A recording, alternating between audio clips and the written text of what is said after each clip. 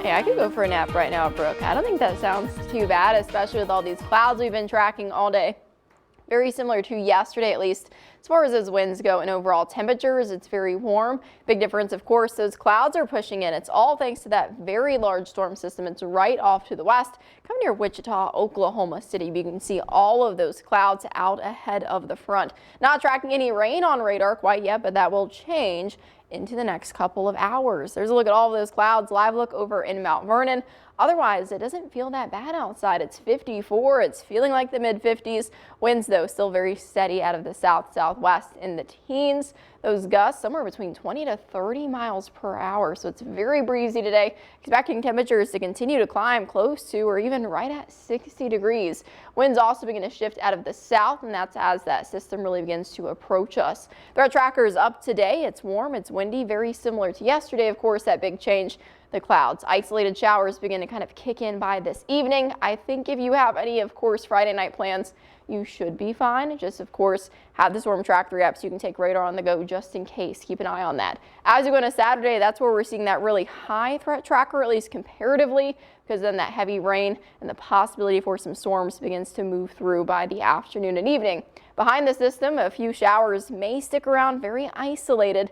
Definitely the big change by Sunday. It's going to be a lot cooler. We're very unseasonably warm right now, and then especially as we get at least to the warmer part of the day where we're approaching 60 degrees. Few isolated showers kind of begin to move in by this afternoon and evening. It's not going to be a washout. Still not worth canceling any of your plans over. By the time we get to 10, turns more from isolated to almost scattered. Still not seeing anything at least too major to talk about, just dodging some raindrops. We have upper 50s, low 60s by very early tomorrow morning. Even if you're out the door early tomorrow, still warm, still tracking the 50s in the clouds. There's that first chance for some more heavy rain. It's going to come tomorrow right around lunchtime and then really push through by noon and early afternoon. So as that front kind of begins to approach here, really tracking some widespread showers, some heavy rain, possibly some severe weather. Really, I would say about 4 o'clock tomorrow, right ahead of that front. Once the front passes us, we're going to be good to go. I don't know how well you can see some of those winds kind of kinking there. So seeing those, at least that front, by about tomorrow afternoon or evening. So this is really the time frame about 4 or 5 into western Kentucky and Tennessee. You're seeing some of those darker colors. The good news is a lot of this is getting a bit more, or I should say a bit less organized in some of these runs, which means storms aren't going to have as much fuel, which is going to be really nice to see. Hopefully they fall apart quickly and we can just get some of that really nice beneficial rain, because we do really need the rain. Late tonight and early tomorrow, we're tracking that marginal. It's a 1 on the low end, 1 out of 5 risk. So some small hail, mostly strong winds, kind of a concern for our far western counties there as we go into really early tomorrow with that first round. But I really think the bigger focus is going to be on tomorrow afternoon and evening. We're tracking that slight risk. That's one of the big changes we've seen today. That was brought a bit further north for southeastern counties there. So that includes areas like Hardin, Murray. We have Martin, Greenfield, Union City. We're tracking that 2 out of 5. And that's because we could see some damaging winds. I think that's the biggest threat. Maybe some hail, maybe a very brief tornado.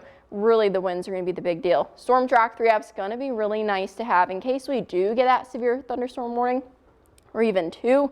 It's a really good way to stay in the know. Those higher totals shifting a bit further east now over the Nashville area, but we could still pick up 1 to 2 inches. Those higher totals are going to be on the eastern side. We really do need the rain, so not complaining about any sort of rain, just really hoping those storm chances kind of stay away. So really be weather aware tomorrow.